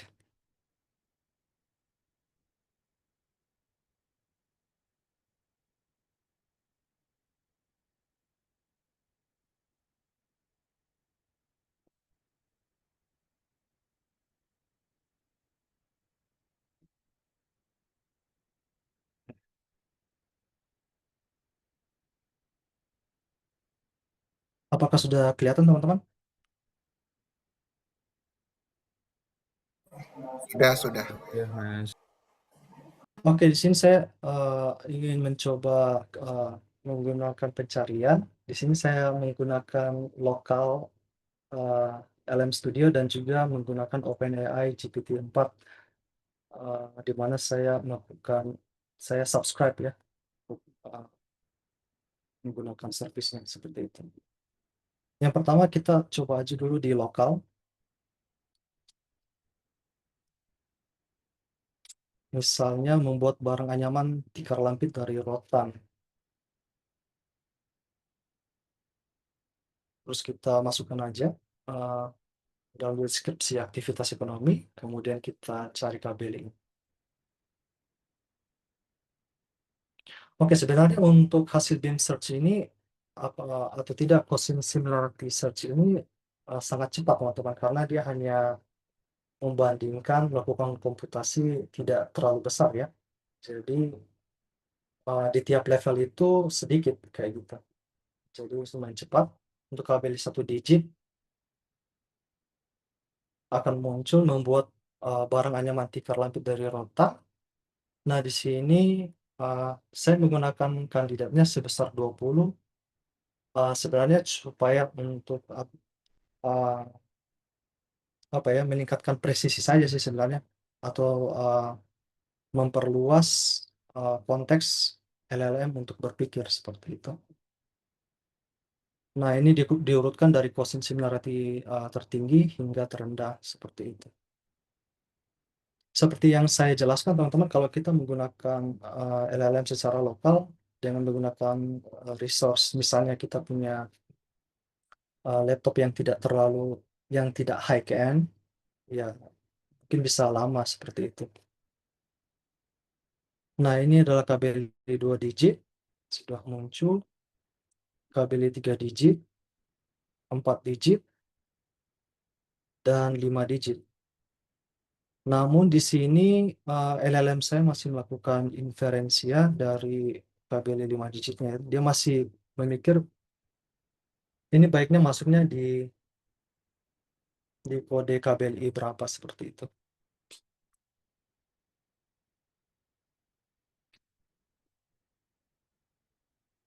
Mungkin dia akan memakan waktu sekitar 2 menit, teman-teman. Mohon maaf untuk menunggu.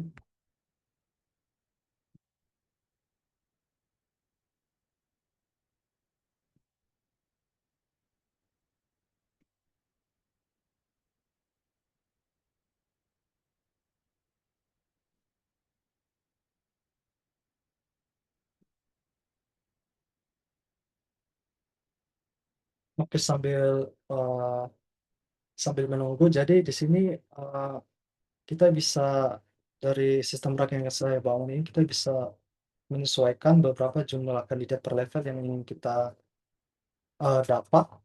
Jadi semakin kecil, misalnya 2 atau 3, sebenarnya semakin cepat karena konteks besarnya konteks yang dimasukkan ke dalam prompt untuk LLM itu akan semakin kecil. Jadi misalnya cuma 2 KBLI digit beserta deskripsinya yang dimasukkan ke dalam prompt untuk LLM. Jadi si LLM ini nggak perlu usaha ekstra untuk menentukan mana KBLI yang tepat seperti itu.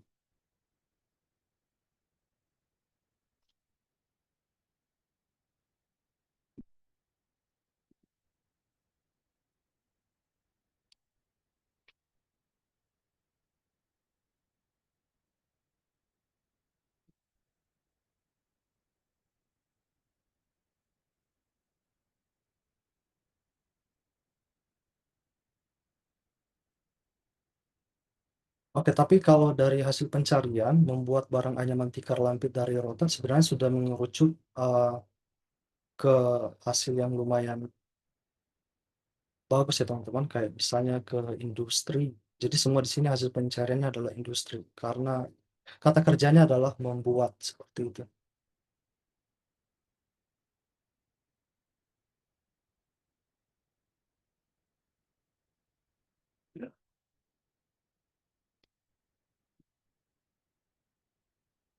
Oke, sudah muncul.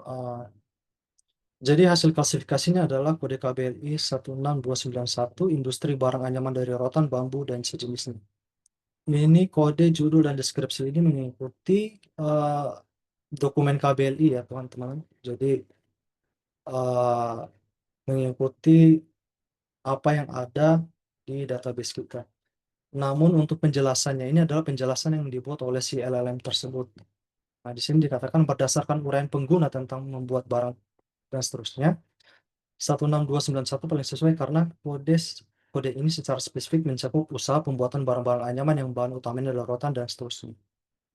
Kode KBLI lainnya seperti 32909 dan seterusnya tidak relevan karena mereka menangani bahan yang berbeda, misalnya kain tekstil. Jadi di sini dia melakukan inferensi untuk penjelasannya dan mengelompokkan query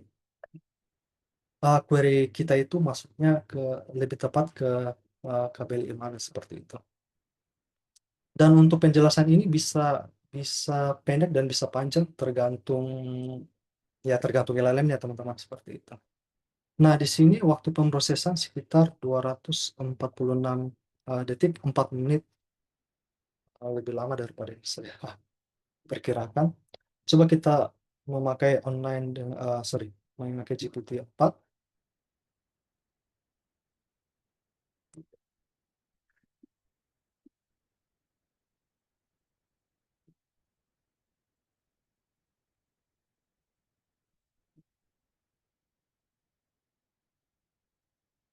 Untuk GPT-4 langsung muncul sama juga 16291 dengan waktu 8 detik.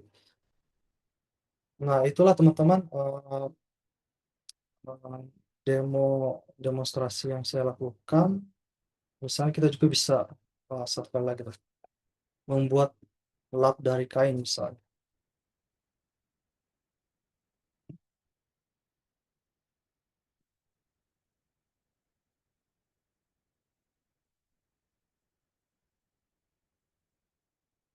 Nah, kode kabel ini adalah 13929, industri barang jadi tekstil lainnya. Untuk hasil ini sudah saya sesuaikan juga dengan buku KBLI, dengan kasus batasnya yang kemarin pelatihan yang saya ikuti, teman-teman. Jadi sesuai lah. Kemudian untuk when mungkin sedikit lama, 2 atau 3 menit.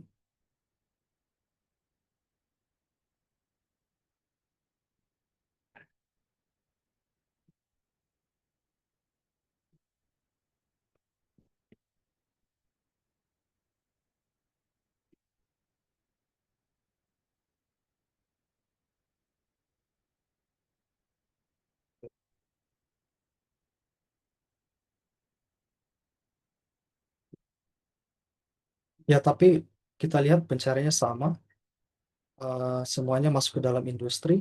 Tinggal bagaimana Quen ini menganalisa 20 hasil tersebut dan menentukan mana kode yang tepat seperti itu. Ya, saya rasa itu aja teman-teman. Ini kita nggak perlu nunggu karena kayaknya makan waktu lagi. Hasilnya kayaknya tetap akan sama juga sih sebenarnya.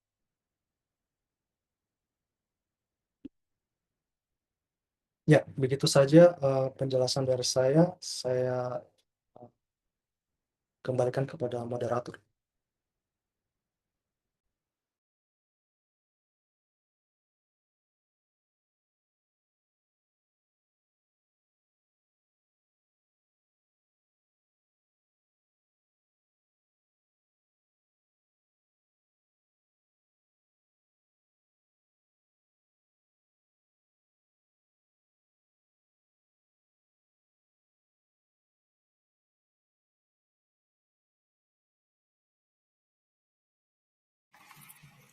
Terima kasih atas presentasinya ya, Bang Roni ya. Jujur, melihatnya dari awal sampai akhir, saya bingung dengan bahasa-bahasa planet ini, Bang. Tapi ini menurut saya sangat bermanfaat ya, karena saya dengar pusat sendiri belum mengembangkan sistem ini ya, karena setahu saya kalau untuk mencari KBLI baru ada aplikasi Android, tetapi ini menggunakan AI dan mungkin dengan database yang lebih banyak bisa jadi lebih akurat gitu ya, Bang ya. Iya, sangat benar, Ari. Apalagi kalau misalnya kita melakukan namanya supervised fine tuning. Jadi kita melatih si model ini. Jadi mengubah bobotnya itu sebenarnya lebih presisi lagi sebenarnya. Apalagi di lapangan kita nemu kasus aneh-aneh gitu kan, misalnya dia jualan pisang goreng, ada yang keliling, ada yang di rumah, ada yang dititip gitu kan. Kalau pakai AI kita latih, kita bisa dapat ABLI yang tepat dan kondef yang tepat ya Pak ya, gitu ya. Mempersingkat waktu. Oke, Iya, benar sih. mungkin Ya. kenapa Bapak?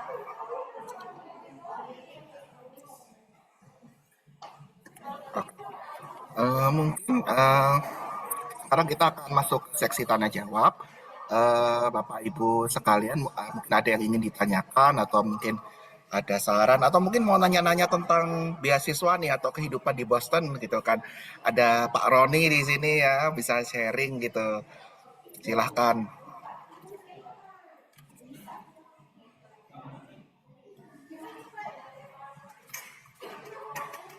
Oh, ada dua penanya. Pertama ada Mas Valdo dan Mas Kolik ya. Siapa yang mau bertanya duluan ini? Atau yang seniornya dulu kah? Mas Kolik dulu. Oh iya, baik Mas Mukhtar Kolik dipersilahkan. Selamat, selamat sore Bapak Ibu semua. Roni pemaparannya bagus sekali. Eh, yang ada beberapa pertanyaan, tapi nggak banyak sih Ron, karena kita sudah diskusi tadi. eh apa kan tadi Roni ngasih contohnya untuk klasifikasi KBLI ya. Nah, bisa nggak LLM ini kita manfaatkan untuk perintah menyusun BRS? Sama tadi kan ada fine tuning sama rak ya. Kapan kita harus pakai fine tuning dan kapan harus pakai rak? Itu aja Ron. Terima kasih. Apa langsung dijawab? Bagaimana, Pak Roni mau langsung jawab atau mau dengarkan Oh, pertanyaan Pak Faldo dulu? oh, saya jawab aja dulu ya, takut Oh saya ya lupa. baik, Pak Faldo tunggu sebentar ya Pak Faldo ya. Oke, ya, untuk Mas Uta, apakah ini bisa digunakan untuk penyusunan BRS? Sebenarnya saya juga lagi kemarin sudah sempat mencari-cari. Sebenarnya bisa digunakan. Artinya kan ini inferensia menggunakan teks ya. Jadi ada namanya supervised fine tuning, di mana kita memberikan atau melatih model kita untuk menghasilkan output yang kita minta seperti itu. Jadi outputnya di sini bisa misalnya dalam bentuk CSV file, dalam bentuk teks, misalnya adalah data-data atau tabel. Kemudian kita melakukan instruksinya adalah buat analisis tabel ini. Misalnya tabelnya kita sudah kasih. Kemudian nanti untuk output yang kita harapkan seperti apa. Jadi gaya bahasa yang ingin kita pakai seperti apa, itu bisa sebenarnya dilakukan seperti itu. Tetapi memang perlu namanya engineering di belakang itu. Jadi butuh dataset atau misalnya jumlah sampel yang cukup banyak seperti itu untuk melatih si LLM ini untuk melakukan inferensi ya. Tetapi kalau misalnya kita ingin, sebenarnya kalau kita punya template, kita juga bisa menggunakan template. Jadi kayak misalnya inflasi bulan ini terhadap bulan lalu kayak gitu, naik atau turun berapa poin kayak gitu. Kita punya template-nya. Kita bisa juga menggunakan, tidak perlu menggunakan AI juga, bisa bisa kita generate seperti itu. Kemudian kapan kita yang kedua, kapan kita menggunakan RAG dan fine tuning. Jadi kalau ya seperti yang saya sampaikan, kita melakukan fine tuning itu kan kita mengubah bobot atau weights di dalam AI tersebut atau LLM tersebut seperti itu. Nah, untuk mengubahnya ini sebenarnya butuh resource yang besar.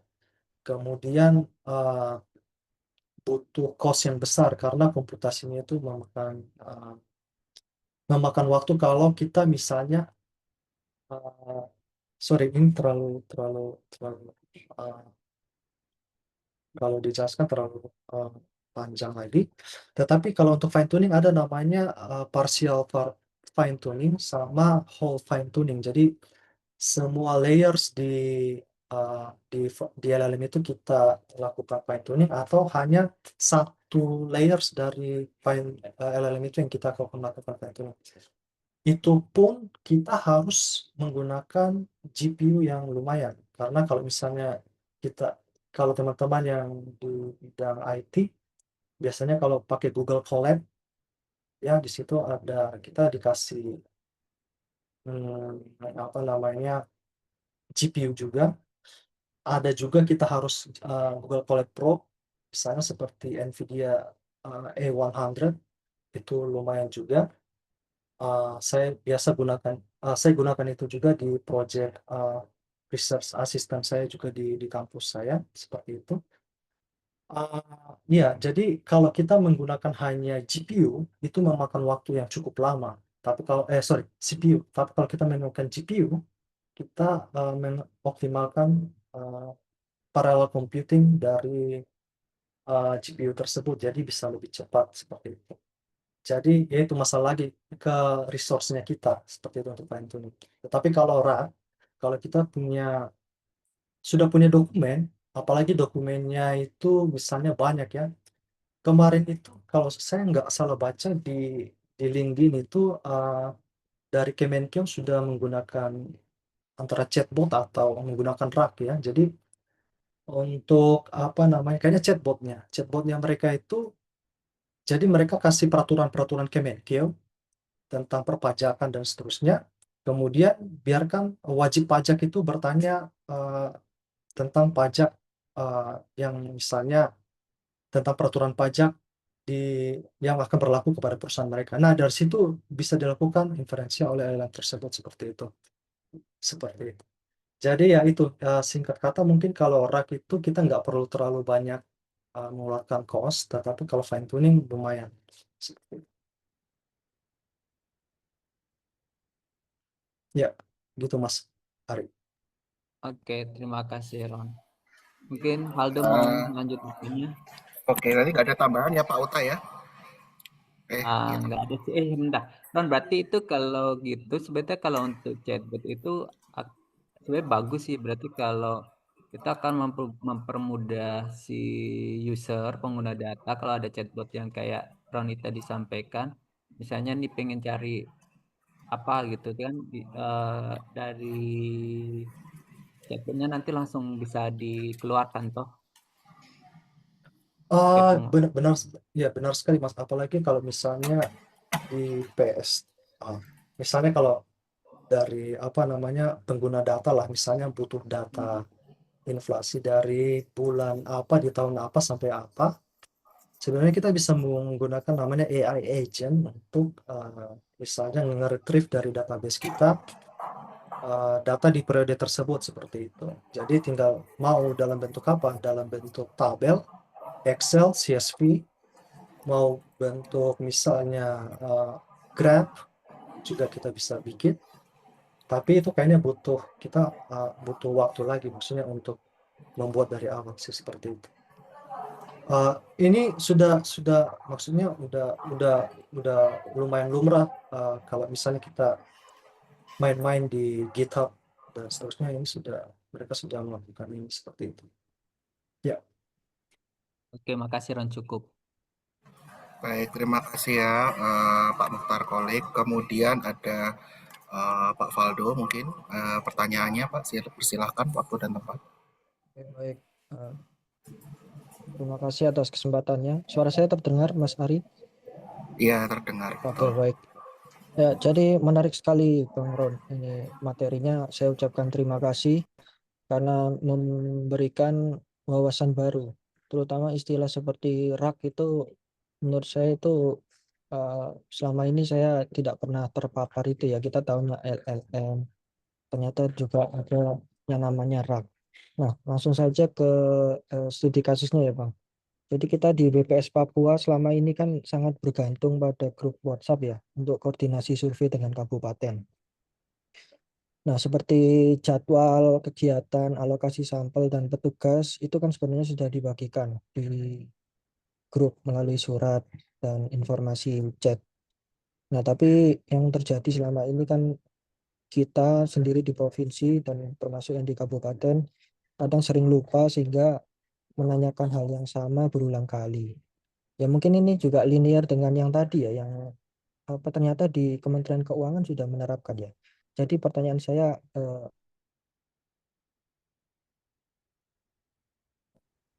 nah, terus meneruskan yang tadi, kita di BPS itu juga sudah punya bot monitoring ya, Bang. Nah, tapi kita selama ini monitoring itu masih manual. Jadi kita harus lihat di web monitoring, terus bikin Excel-nya lagi itu yang selama ini saya lakukan ya. Terus harus japri satu-satu di grup, nanti mungkin dikacangi atau nggak ada yang membalas, nanti kita harus japri, intinya ribet lah. Nah, saya terpikir apakah bisa kita buat suatu sistem WA bot internal di mana itu bisa jawab otomatis berdasarkan SOP, buku pedoman, dan surat-surat, termasuk kirim reminder juga berbasis sistem rule. Jadi berdasarkan masalah yang tadi ya, masalah nanya-nanya jadwal, terus masalah monitoring, sehingga kalau tidak ada progres lapangan selama sekian hari, sistem itu nanti otomatis japri ke petugas. Lalu lanjut ke pengawas, ketua tim, bahkan sampai kepala BPS kabupaten. Jadi secara otomatis tanpa kita harus share di grup, itu akan masuk ke japri. Nah, menurut Bang Roni, apakah pendekatan seperti ini itu bisa dibangun pakai kombinasi RAG, Google Script, atau tools lokal? Nah, dan juga bagaimana dari segi cost atau biaya? Karena setahu saya penggunaan WA bot ini kan butuh langganan WhatsApp API ya, itu cukup mahal juga. Apakah pembuatan seperti ini tuh bisa free, yang bebas biaya? Terima kasih Bang Roni, luar biasa. Selamat sore. Oke ya, saya jawab langsung saja.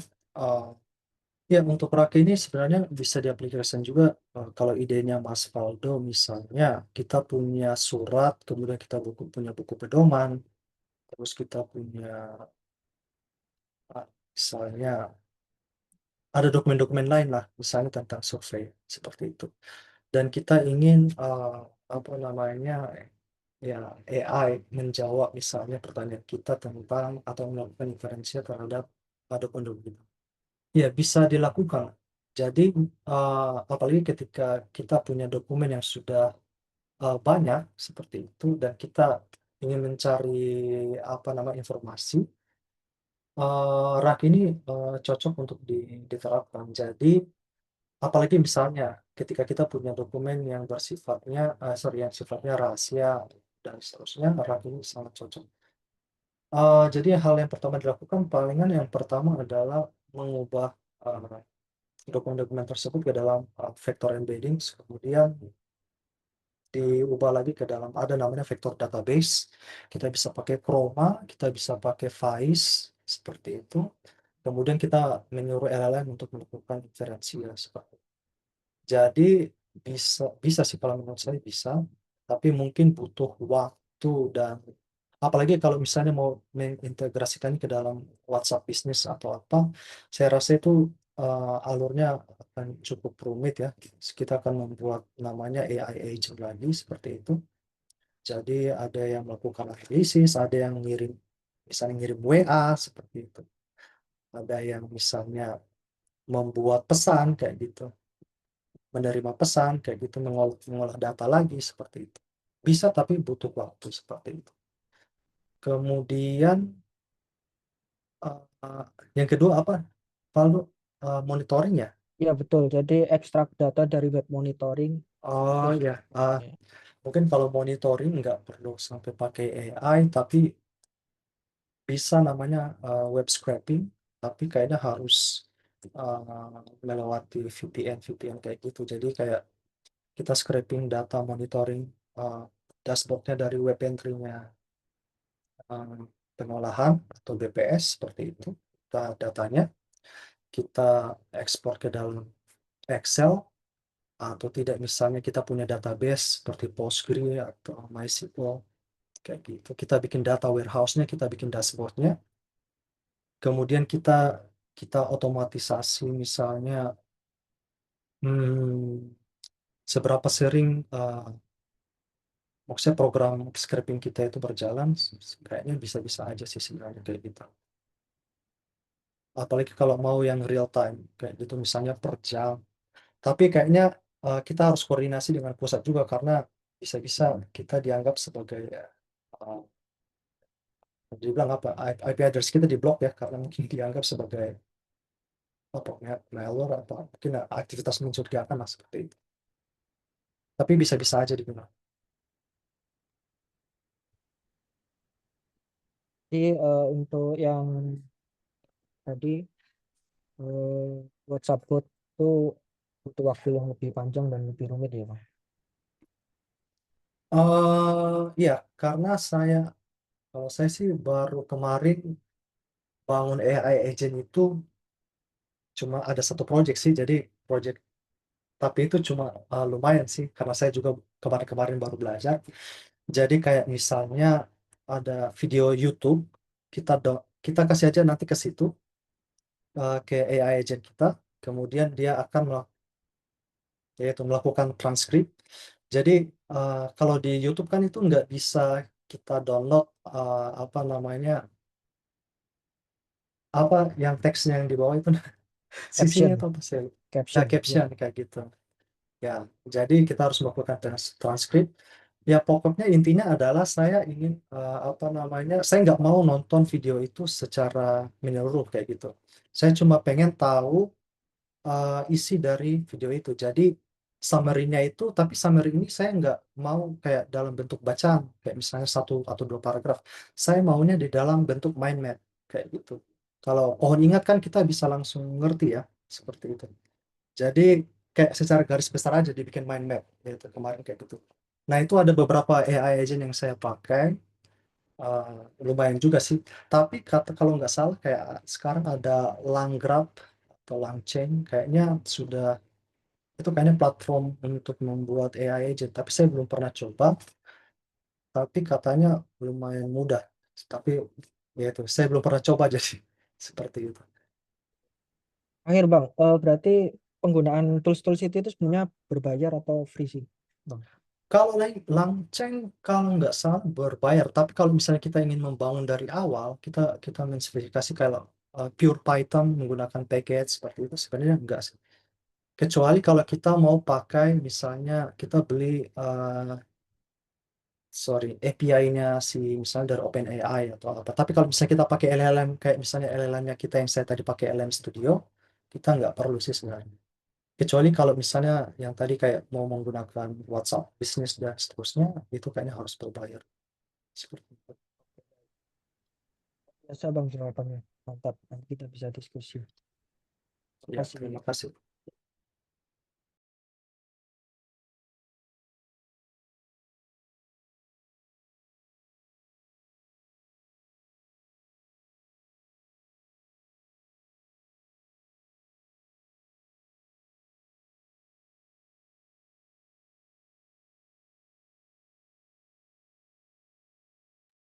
Ya, saya kembalikan ke Mas Ari.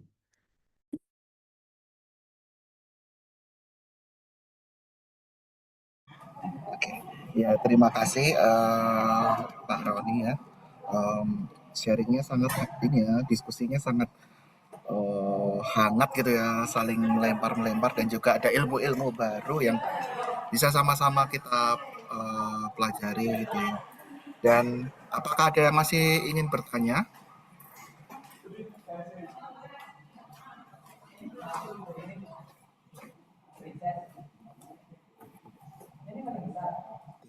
Sepertinya tidak ada ya Pak ya.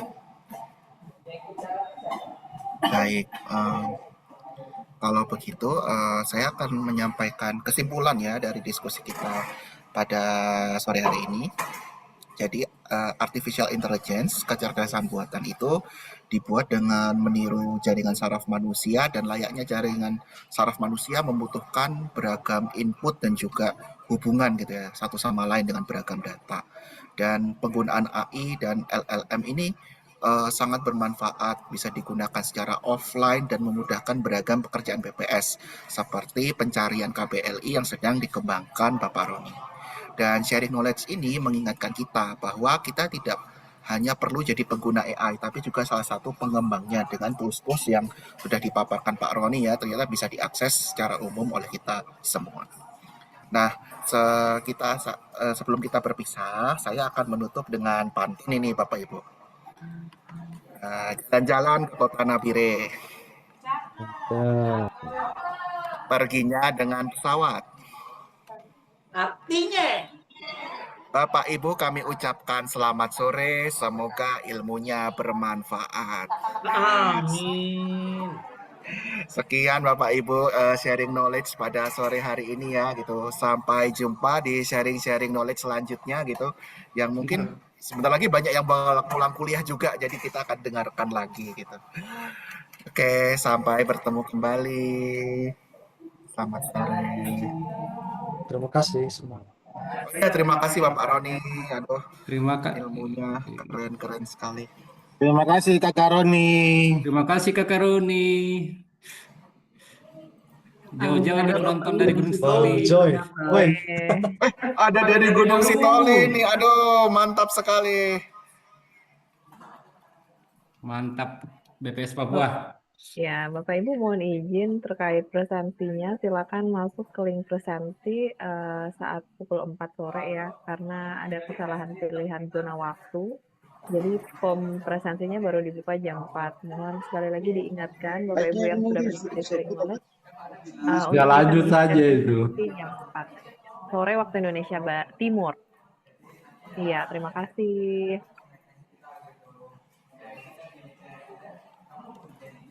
Ya, jadi Bapak Ibu, ya kami mohon maaf ya ada kesalahan set jam.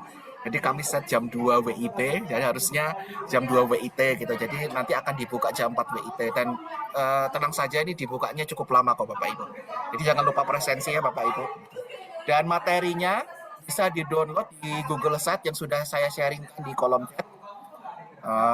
Saya share ulang juga deh. Di situ ada materi dan juga nanti mungkin ada rekaman juga.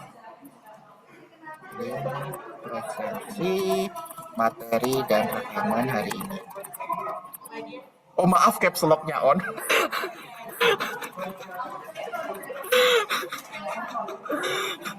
Moderator emosi ya.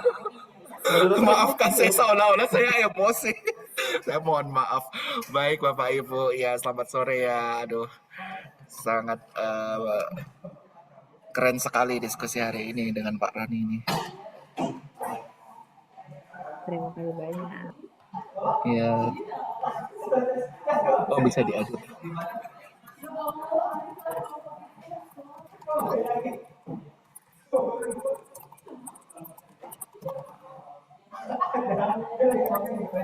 Terima kasih Mas Ari. Oh ya, terima kasih Bos Eli Joy.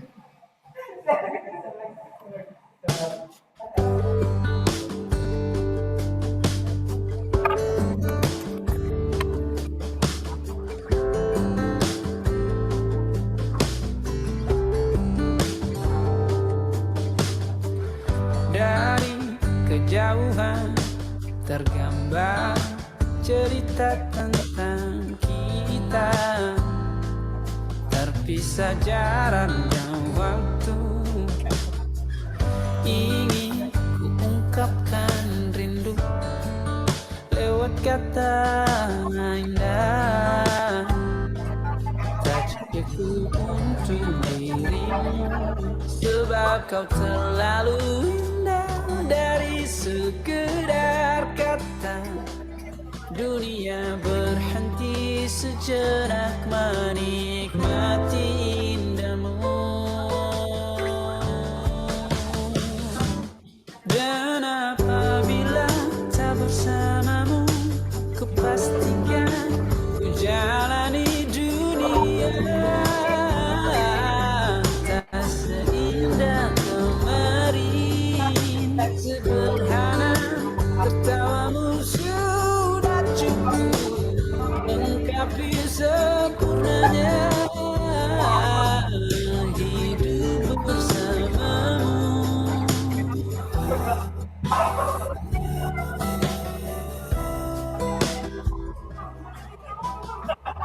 Jika hariku lalui tanpa hawamu, percuma senyumku dengan dia.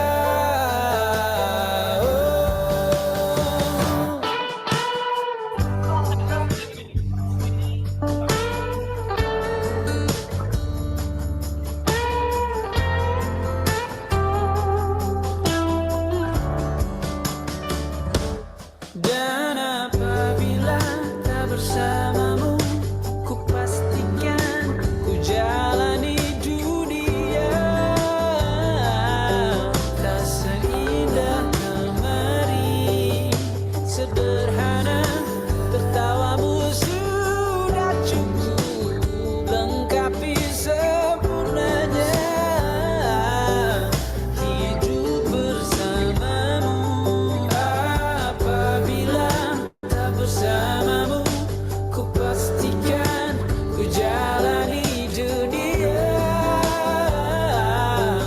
tak seindah kemarin. Sederhana tertawamu sudah cukup lengkapi sempurnanya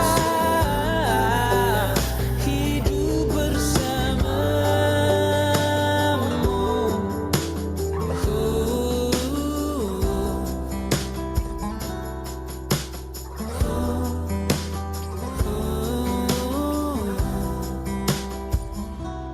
Sebab kau terlalu indah dari sekedar kata. Dunia berhenti sejenak menikmati indahmu.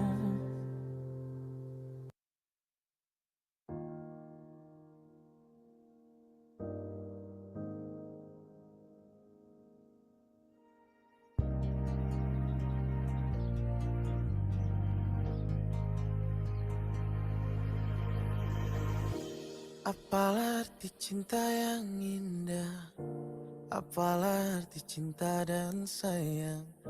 Selalu terhalang masalah lama tentang rasa percaya. Hati yang ku jaga selalu untuk dirimu yang mengeluh tentang pribadi yang selalu salah di pandanganmu sayang.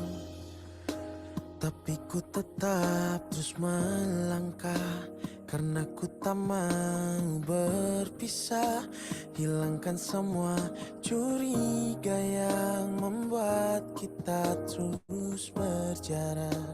Percayalah pada diriku, ku kan selalu menjagamu hingga akhir hidupku.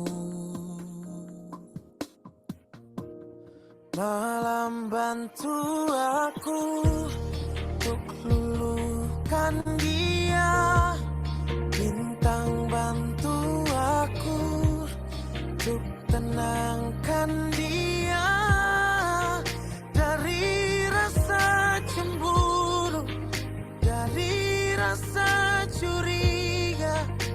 Karena hati ini ku simpan hanya untukmu.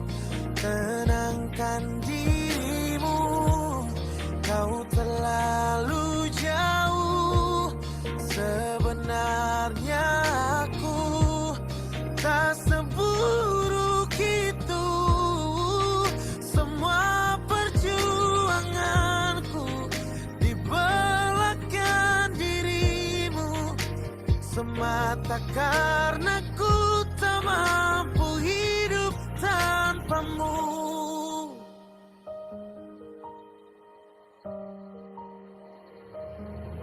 Oh, tapi ku tetap terus melangkah karena ku tak mau berpisah. Hilangkan semua curiga yang membuat kita terus berjarak.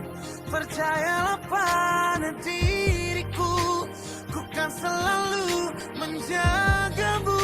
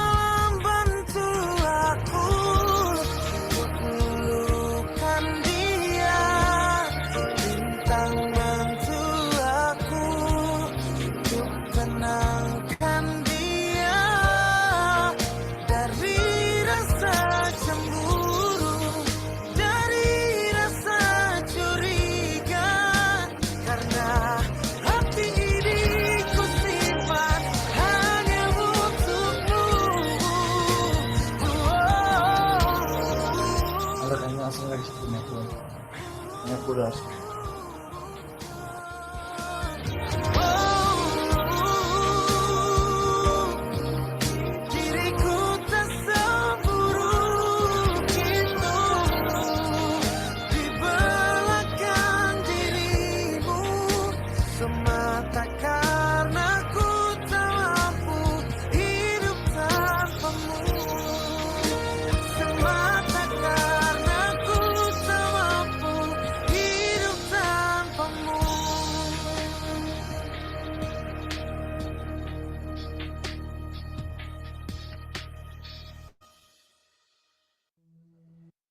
Struggling with research papers or facing writer's block? Meet Jenny AI, your new writing partner. Supercharge your writing with Jenny AI's autocomplete, helping you write 10 times faster with auto in-text citations. Loved by over 2 million academics worldwide, Jenny AI is trusted by top universities and businesses for research and writing. From essays to research papers, Jenny AI offers powerful features like paraphrasing, source-based generation, and an AI chat assistant. Customize your writing style, manage your research library, and never write alone again. Jenny AI is here to expand your notes into full paragraphs. Join the community of empowered writers. Start writing with Jenny AI today. It's free and a game changer for your academic and creative writing.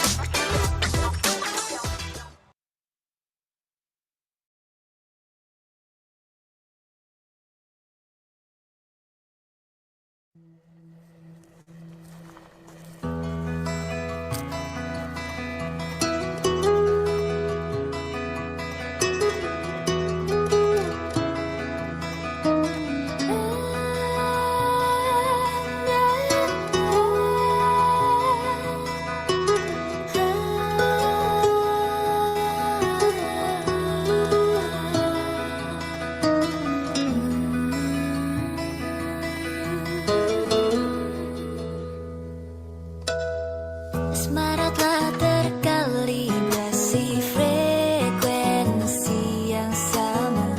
Saatnya untuk mengikat janji, merangkum indahnya. Laras rasa nihil ragu, biarlah merayu di ruang biru. Bias kita jadi taksu, gairah kamu mendayu sabda diramu.